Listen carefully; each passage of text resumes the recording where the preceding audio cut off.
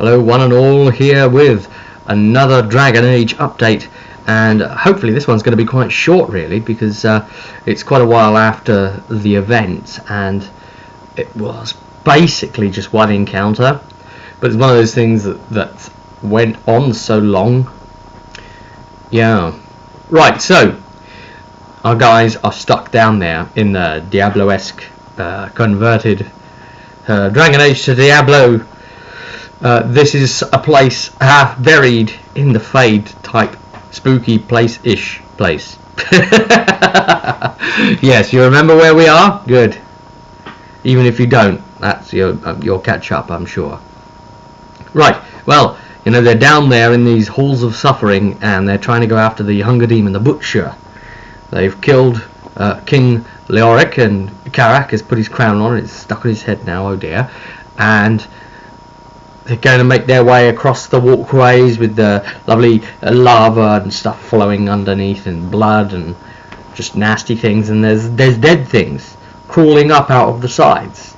So they're kicking them down and beating them down, and then there's like a bat flying towards them, and they're all ready to kill it, but then as it gets to them, it transforms and shapeshifts into Dre. Oh gosh, I thought he was too injured to join the group. But here he is. He's snuck along anyway. He better not push it too hard or he could cop it, indeed. Still needing to prove himself to the group, you know, even as far as to push himself beyond the injuries that he's suffered, and still trying to get there and help the team. Somehow he's made it to them. And maybe he snuck along all the time, you know, and was in fear that they would tell him not to. Maybe he was sitting on the coach roof type thing as a bat. Who knows, eh? Could have been hanging underneath off the axle or something. Right, anyway. Yeah, every time it comes to like a bump or a large stone, you know, you've got to lift the ears. It's upside down. Right, anyway. Then they have an encounter with a spooky little merchant man thing. And of course it's a tiny little man thing. And he's got a sack over his shoulder. And of course the Diablo nod there is that it sounds just like a treasure goblin, or, you know, treasure whatever it would be here, tiny humanoid person. Treasure troglodyte, treasure nasty thing. And he comes along and starts offering all these lovely things to the group. Lovely things. And he speaks in this exceptionally creepy high voice. And they even said to me, Rob, this guy's got an exceptionally creepy high voice. And I said, well, look at my notes and look what I've called him. Creepy high voice guy. So, you know, mission success. And he's he says, well, yeah, I have the normal goods, the sort of things that you can always want and buy in my sack, but the speciality goods. And he starts showing them what he can offer. You know, they're in the middle of like the Fade, sort of, and in between the real world and the Fade, and this guy's trying to take their money. He's something that dances and walks between the lines. Tanador thought that he would try smacking him in the mouth, because, you know, he's that way. The guy was a bit too confident for his liking, you know, a bit too tricksy. And he backed up, so he can like teleport and pull these crazy magic things, and he snapped his fingers and left Tanador stuck bent over. I think he was going to try and pick him up or something, so that was nice. It just clacked. Okay, well, anyway, he was stuck bent over like that, so that was humiliating in of itself. And he offered up the items. Now, instead of risking carrying the items on him, he carries them in cards, a bit like sort of tarot cards, but illustrated in that style, but the item he's selling is on it. So he showed them the cards, and the first thing was a bag of holding. A bag of holding, which obviously is the item that you can kill a campaign with. Don't give it to your group, except under stipulation of bleep bleep bleep asterisk fa. Well, yes, it is one of those situations. So they bought it for 40 sovereigns, and again, you know, it's a way of taking a lot of money off the players. And they tested it, and it seemed to be working, so that's nice.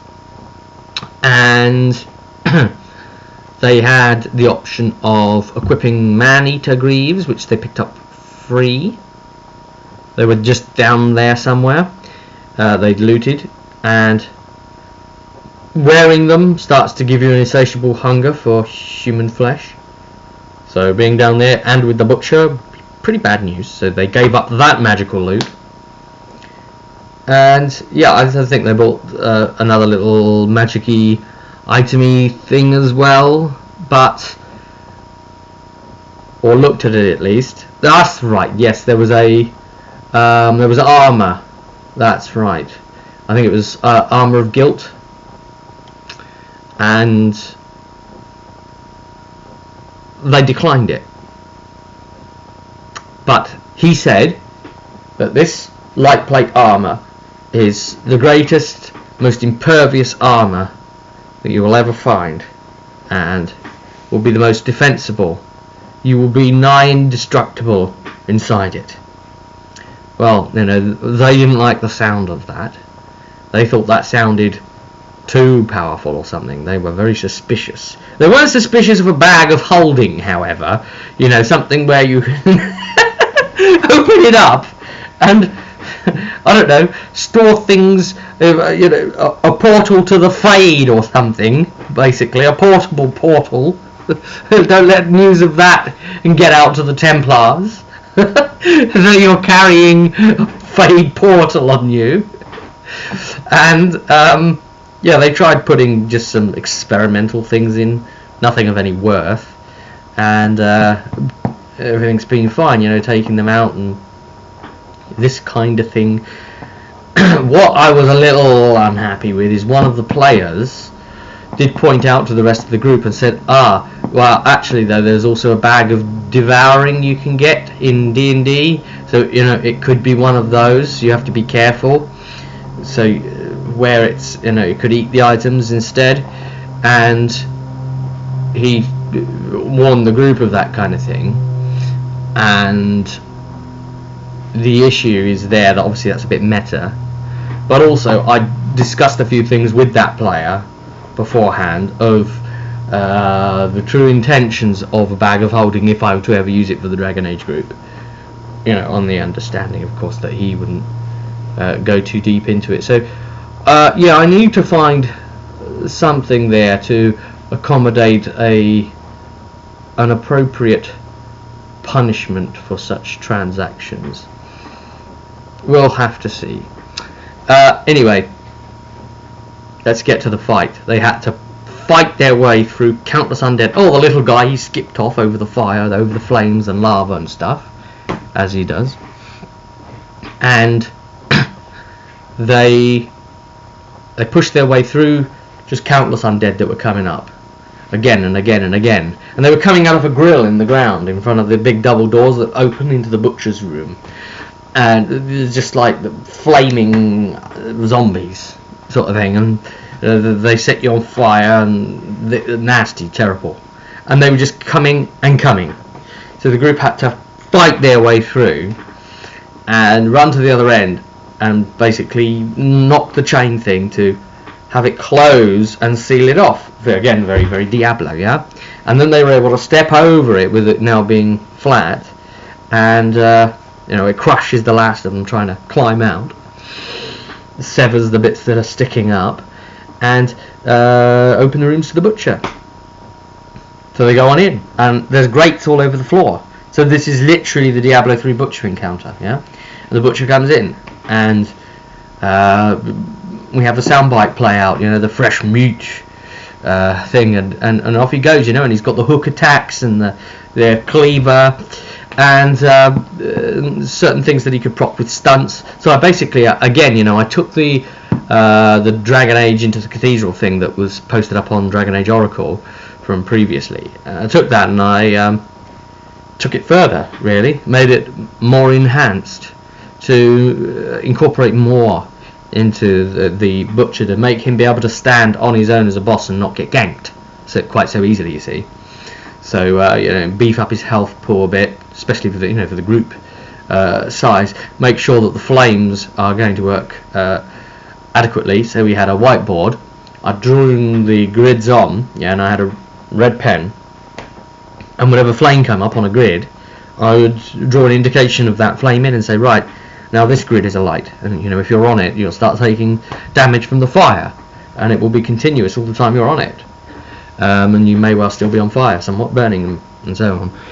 And it was an interesting way I did that, because I used a Warhammer scatter die, right? So it's just a 6-sided dice, and it's got a lot of arrows on them, and when you roll it and it settles, the arrow is pointing in one of direction of 360 degrees, and whatever direction that was from the middle, that's the direction that the flame would go next. So I just used that as a directional compass to randomly decide which tiles would light up, and the more health the Butcher starts losing, the more tiles become flamey simultaneously. So they were having to jump and ready themselves, and the Butcher then did a charge mechanic, because he's got a charge, you know, something to close the distance quickly between those that are you know, trying to keep at the back and trying to hurt him. And he picks a target, and I was using random rolling to make him pick a target, and twice actually he picked Tanador. Tanador was very, very cautious in this fight. Very, very cautious. I think he sort of had this feeling of, well, because where the player has also played Diablo, maybe he's conscious of just how bad the Butcher is. And, you know, he hits for a real truckload of damage. And, yeah, this charge mechanic's pretty bad, because if the Butcher hits you with this, you know, he'll tear across. He'll do it out of initiative sequence. He'll do it at a certain point, yeah, that comes about within the turn order, and he'll charge that designated person, you know, and it won't be their turn, obviously. So he'll broadcast it first. You'll see that he's getting ready to do the charge, but Tanador, when it was his go and he knew that Butcher was lining up for a charge, he decided to run quickly around the room to try and escape from it. And instead of like wheeling all around to get his charge going, he changed target, because he'd already, you know, built himself up ready for it, and then he let loose. So he then went after the nearest target and will literally plough through to a specific distance and go through anyone else standing behind them. So it kept hitting the clothies, it kept hitting everyone else. His Tanador's moved out of the way, so it knocks Karak down and does an absolute crap load of damage. And I think there was another one of these situations where Karak is sort of dying, about to die, and they have to run over and glob, glob, glob potion down his throat, and again the constitution roll to make sure that he doesn't choke on it. And, you know, he's rolled really well again to just survive through that. And very often with something like this as well, when it goes below 0, sometimes I'll require the overhealing to happen, like in some systems that use a 0 and then into the crit tables, like, you know, like Dark Heresy and stuff, and then you have to often heal the minus first before you can start giving plus heals. So I will very often do that as well with Dragon Age, so that, you know, the heal isn't actually as that remarkable. You've actually literally only saved them from the brink of death.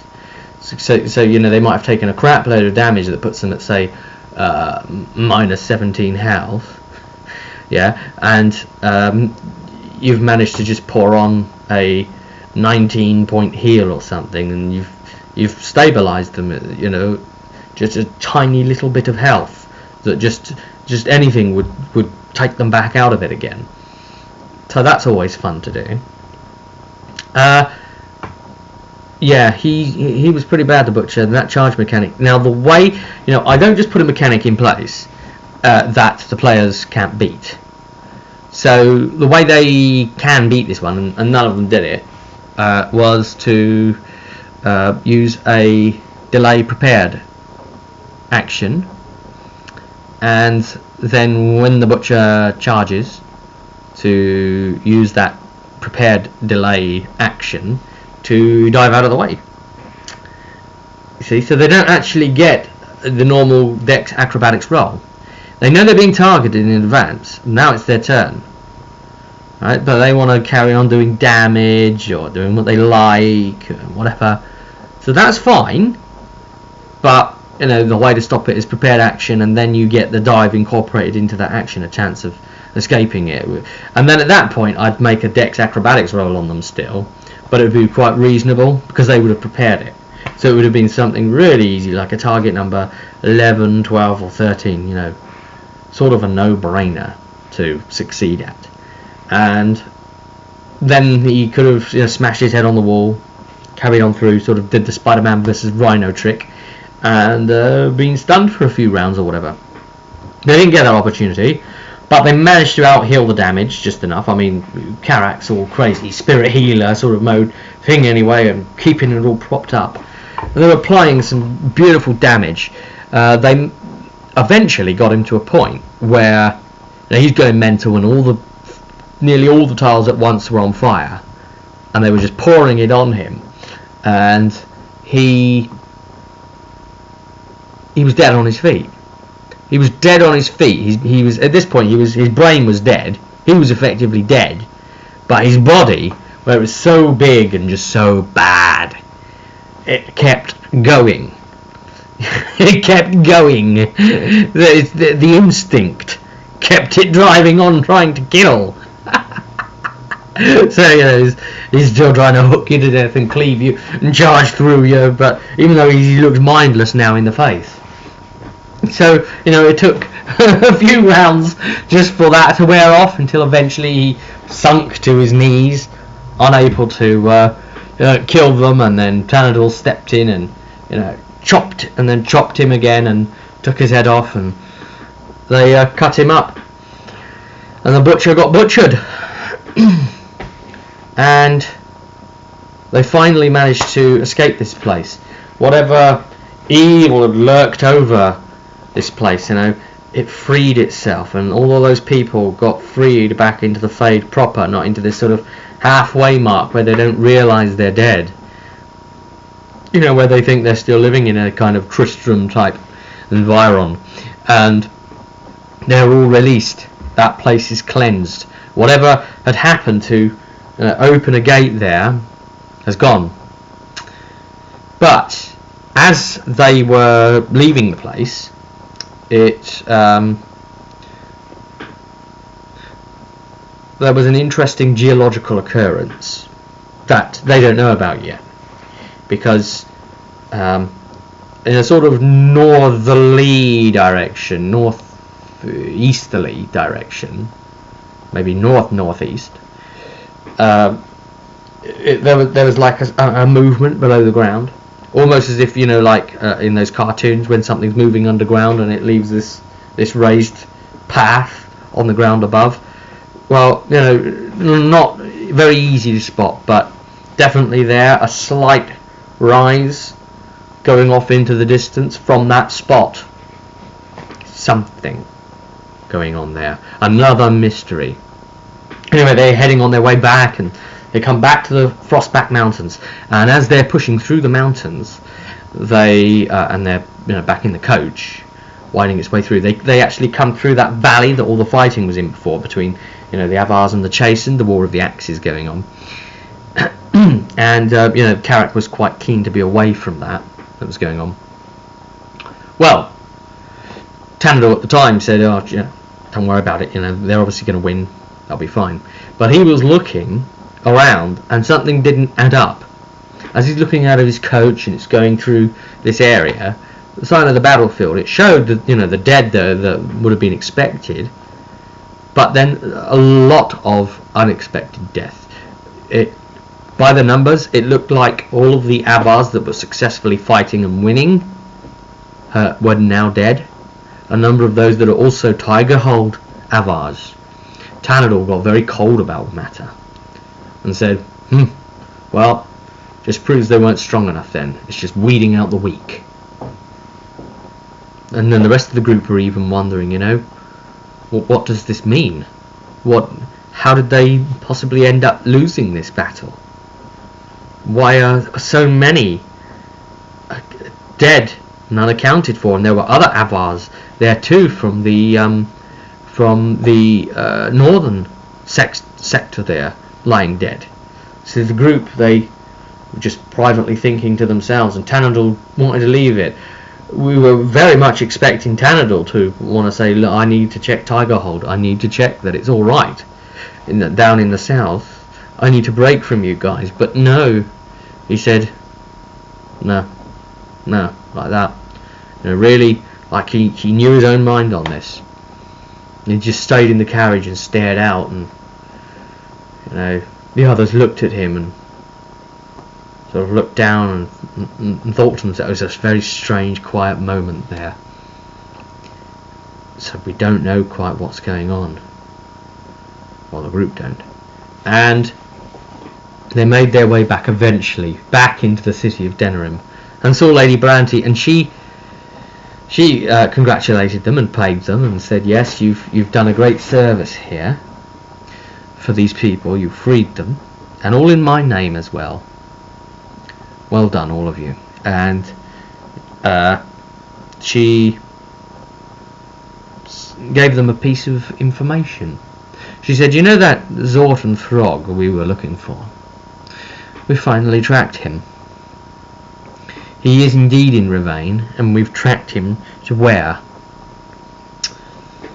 So a ship will be prepared for you, and you will be departing soon. So that's it. The group's next official mission is going to be the second part of the Zorton Throg storyline in Dungeoneer, you know, the advanced fighting fantasy book. We've done part 1, remember, where we go up into the tower and find Zorton Throg and Prince Barringer and all the things going on there. So this will be the follow-on of, again, you know, another conversion fighting fantasy project to happen. And of course they've got to travel by boat all the way to Ravane. It's quite a long way, so something may well happen in between as well. And that's where we are stopping. That effectively brings the party nearly all the way up to level 10. I think 1 or 2 of them managed to get level 10 from doing this. But we can get the rest of them to 10 before they leave, because they can all just do the carousing chart thing, the thing where they can gain extra experience by spending money, because they learn about the world in other ways. So it's that way of getting experience. So yeah, I think it would be nice to try and get them all at around 10 together. Let them spend some carousing before they leave. Let Tanador get his special third specialization abilities in, because he's a D&D style pet class ranger, remember, and then he gets to use his red lion as an adult. I told him, as soon as you hit level 10, you know, your kitty, Harold, as he called it, will have grown up and it will now be a combat pet. So they're about to gain another to their number. Wow. Yeah. So, you know, it's another thing for a warrior to be able to do, and that again is Josh Jarman's blog has got the information there on those alternate specializations. Right, you know what? We'll leave it there, everyone. And it was good to see you again and update you on this on Dragon Age. They're going to be heading off across the sea. This, though, is effectively the end of Season 2. So we're going to have a little break for a bit. In that time, We're still playing an online campaign of Dark Heresy. That's going on every other Monday-ish. So you can sort of tune in for that. And we are doing... we've now switched for a while to Deathwatch in the physical group that we meet with. So maybe some reports on how that plays out somewhere soon. And thanks for sticking with us for another season. That's season 2 down, with all the information of Throg is there. Finally we go after him. And the secret that was lurking, that was supposed to be the reveal at the end of season 2, didn't get revealed. And you know what? That's cool too. That's cool, because anything that can surprise me as well as the GM is always fun, because if it doesn't pan out how you were planning, well, I suppose that's the only way that you get your best fun, really, because you're so used to having to plan everything, so that when something unexpected happens, you should cling on to it and look at it as an opportunity to start letting the characters tell the tale, tell their story their way. Good stuff. But until next time, and season 3, which will be coming soon, it's not going to be ages, I'll see you at the table.